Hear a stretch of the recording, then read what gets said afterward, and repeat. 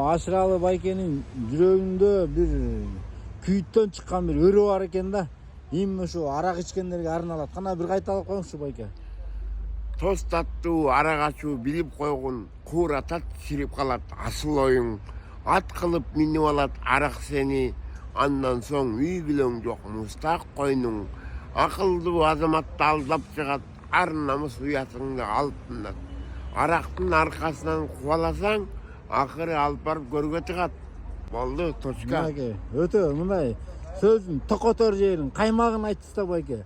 Сиздин баары бир жашоодон өтүп, жүрөктөн оргуп чыккан ырсаптары го дейм байке. Ушуну бир арак ичип жүргөндөргө жөнөтүп койгуңдарчы туугандар. Мына эмне деген гана сөз чыкты. Жүрөктөн чыккан жалын сөз болду.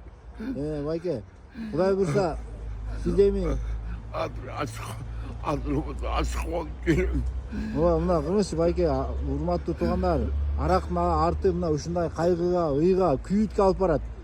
Аллах Таала бардык инсандарды ушу аракка жиркене турган кылып салсынчы. Кандай дедиңиз байке? Атыңа шүкүр, арак деген нерсе бир өлкөбүздө сатылбай, ичилбей калса экен, Түгөндүн. Түгөнсүн, курузун арак деген.